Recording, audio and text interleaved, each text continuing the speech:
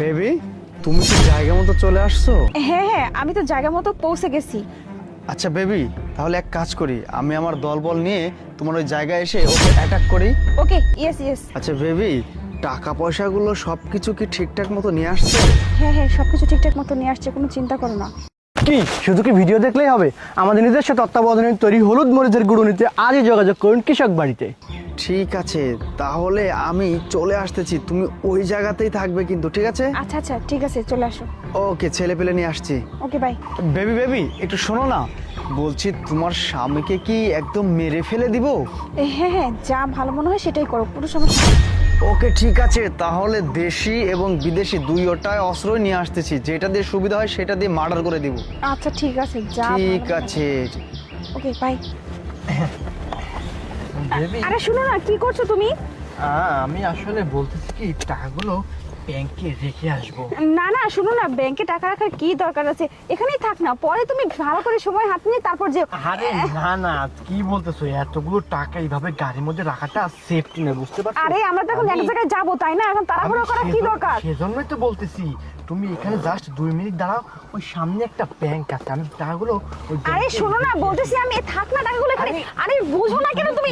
আরে শোনো না, আরে তুমি কেন? আরে শোনো, কি হচ্ছে নাকি? শোনো না, শোনো না, বলছি কি, টাকাগুলো এখানেই থাক, তুমি এটা পরে সময় করে ভালো করে বুঝে শুনে দেখো। আর ব্যাংকের কেমন সিস্টেম কি সবকিছু আমি বুঝো না? সবকিছু জানি, তারা আমার পরিচিত আছে। এখানে টাকাগুলো রাখা সেফটি নয়, এখানে টাকাগুলো রাখলে ক্ষতি হয়ে যাবে, টাকা যে হতে পারে। তুমি এখানে 2 মিনিট দাঁড়াও, আমি 1 মিনিটে চলে আসি। আরে শোনো না, শোনো। আরে কই ব্যাপার? আরে দাঁড়াও দাঁড়াও, ও টাকা নিয়ে তো ব্যাংকে চলে গেছে, নাই ও এখানে। চলে গেছে মানে? আরে আমি আটকানোর অনেক চেষ্টা করছি, কিন্তু আমার কোনো কথাই ও শুনে নাই। চলে গেছে ব্যাংকে টাকা রাখতে। আমার মনে হয় বেশি তো যেতে পারেনি, তোমরা ধরলেও ধরতে পারো, তাড়াতাড়ি ওদিকে যাও। চল আমি যাও যাও যাও। আরে কি ব্যাপার, তুমি চলে আসছো, টাকা রাখোনি তাই না? আমি জানতাম রাখতে পারবে না টাকা।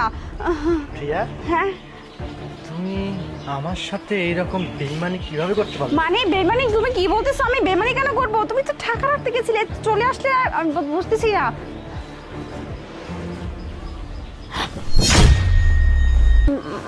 আমি তো সব শুনলাম। মানে মানে তুমি আমাকে এখানে কি শুধু ভিডিও দেখলেই হবে? আমাদের নিজস্ব তত্ত্বাবধানে তৈরি অরিজিনাল হলুদ মরিচের গুঁড়ো পেতে আজই যোগাযোগ করুন কৃষক বাড়ি। বেশি কথা বলবি না, একদম মেরে ফেলে দিব। প্রিয়া, হ্যাঁ। চলো চলো। আচ্ছা, ঠিক আছে, হ্যাঁ। চলো। আরে না। কোথায় যাচ্ছিস? তোরা বেশি